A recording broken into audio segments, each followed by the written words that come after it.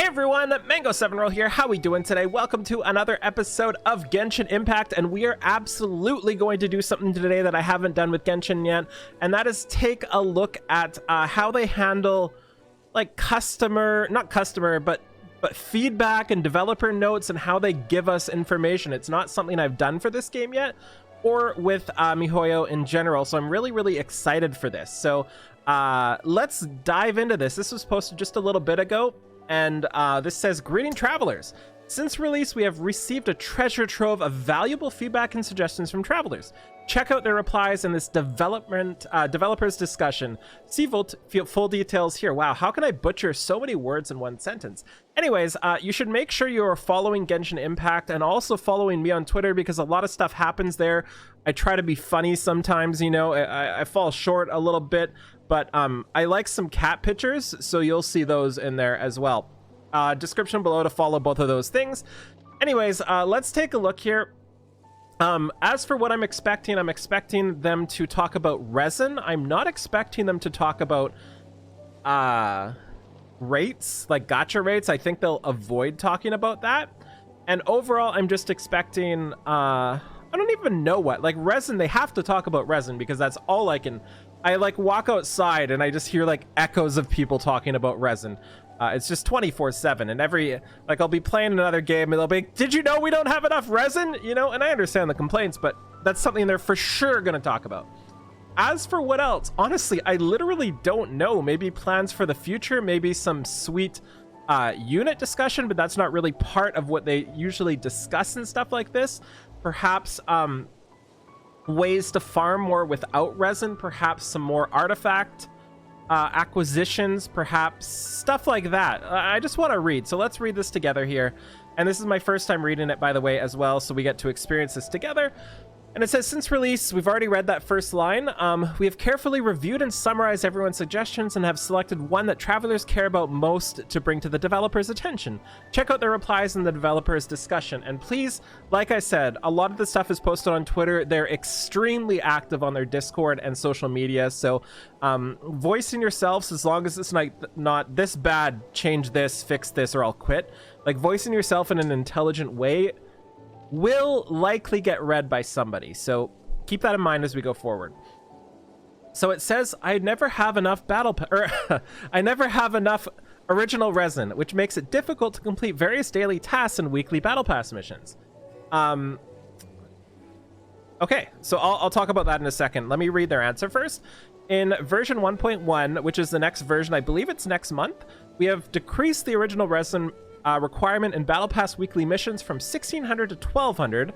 Furthermore, travelers will be able to store up to a maximum of 160 original resin, which is increased from the current limit of 120. Okay. I am so excited for this, because this means, unless there's more coming after this, people are flipping pissed. There is no way people aren't frothing at the mouth from this answer and just absolutely tearing up everything. And there's a couple of reasons for this. One being, this actually does nothing with resin. This helps you do your battle pass weekly, which I personally haven't noticed an issue with, and I've not seen it once mentioned. I'm sure it has been mentioned a ton, but not once have I seen it mentioned. Two, it's increasing the max you can cap your resin to 160 instead of 120, and this does actual 0 towards resin regeneration and the ability to play more with resin. In fact, all this is going to do is fuel more people saying, "Well, now, before it took X amount of hours to regenerate my resin, now it's going to take X amount of hours plus another 33%. So that's hilarious to me. I hope they say something else, because this is completely the wrong answer to give. And I hope I'm not off base with a lot of this. I'm not really in touch with the community side of things for this. This is me speaking pretty much blindly about the game. I don't watch any other content.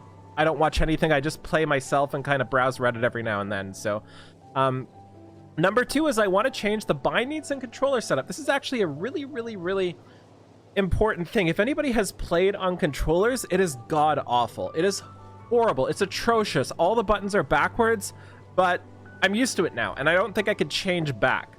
But it's definitely something that needs to be done.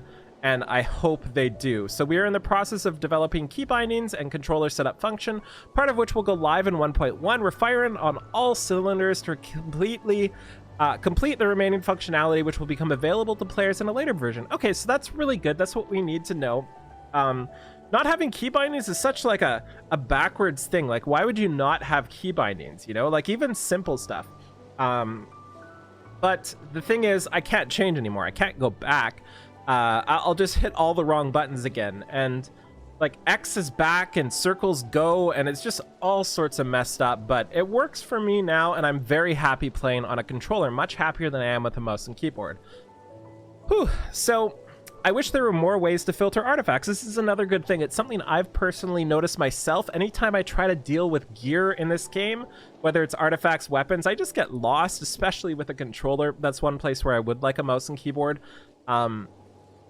There definitely needs to be something, and this is me with virtually no gear, right? Like every time I'm trying to find something, it's just a disaster because it feels like there's no visual representation. I'm sure there is, but to me, I have a hard time visually seeing, so I have to scroll through every last thing. So I'm really excited about this. So they say in 1.1, we have added new filters for artifacts based on their basic attributes. Now travelers will easily be able to filter artifacts by attribute. So basically what this is saying is it's going to let you filter your artifacts by attack percent and crit rate and stuff like this. Okay, so traversing this game world is time consuming. I want to be able to set my own teleportation waypoints to areas that I frequently visit. I haven't heard this one. Have you heard this before? Granted, I'm only AR 29 right now, but I've never really felt like traveling is time consuming. I felt like traveling was part of the game and an enjoyable experience. I almost felt like there were too many waypoints, but maybe that's me being like an explorer, not liking quick travel all the time. So either way, we have developed an item that provides this kind of function, which will be available for free in a new system. Travelers can look out for this in version 1.1. Okay, so I understand they added it, which is really cool, but I just don't see the use of it yet, but perhaps I'm not looking at the big picture with stuff later. So it's annoying to have to select equipped artifacts and weapons to find out which character has them equipped. This is much like question number 3 for me. I'm just lost in the whole system. So small character avatars will appear next to the icons of equipped artifacts and weapons, allowing travelers to know exactly which characters have which artifacts and weapons equipped at a glance. Absolutely necessary. This is something that just makes sense. I remember yesterday I was trying to move my Mona gear to my Klee gear, and I just couldn't do it. I was so frustrated. I just couldn't get it done because every time I would go through, it'd like bring me to the bottom, and I'm using a controller and I have to scroll all the way up, and it was just a disaster. So I'm glad this is a big change. So developer Q&A, how is damage calculated when I have more than one shield, and which shield sustains damage first? Really good question about something that I would never really, I've never ran into myself. So it says the damage sustained will affect every active shield simultaneously. So that's really cool. So let's say you're using the character Beidou, I don't know how to say her name, with both her tie color active and Noelle's breastplate at 20. The monster deals 10 damage to Beidou. I don't know how to say her name. 90 remaining, while breastplate has 10 remaining. She doesn't take damage. So what this does is it doesn't simultaneously split them like 5 here, 5 there. It simultaneously steals them both. So that's kind of cool. So if a monster deals 50 damage, tie color is down to 50, while the breastplate has been exhausted and destroyed. Beidou, wow. How many people am I angering saying her name? Pirate waifu girl does not take damage. So this is kind of cool. It does mean so the breastplate buff is literally useless, right? It's literally useless. It does nothing. It basically means the one with a higher shield absorbs more, right? Is that in essence what it's saying? So what's the thinking behind this? I like this. I like how it goes through this, and we're almost done this already. So using elemental interactions during combat is GI's fundamental combat strategy. Building on this aspect of gameplay is a tactic of using elemental shields to absorb damage of the same element.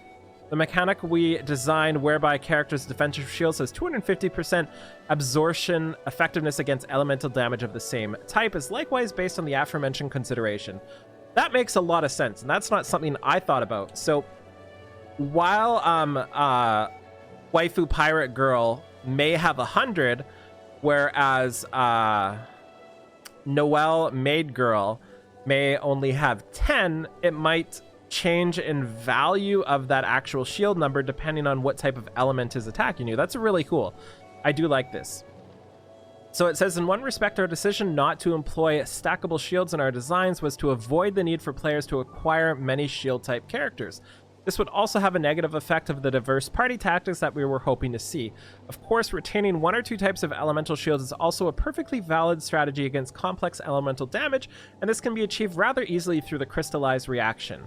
Well, that marks the end of this developer's discussion. Now to get back on working on those updates. Okay, so that's interesting. This is a really well thought out and really well answered developer discussion. I do really enjoy how they laid this out. It's coherent. You can understand what they're saying. A lot of gacha games do something like this and you're like, what does that mean? But everything is done perfectly, and they didn't just answer how it's calculated like this. They gave you reasoning. And when I first read this, I was like, this doesn't really make sense. And then I read this and I just immediately said, well, that makes perfect sense. No wonder they did it that way. So that's really cool. Long story short, I think this is a great showing of what's happening and how they're handling things. I think this is flipping hilarious, and unless I'm missing something, it could just be whooshing over my head.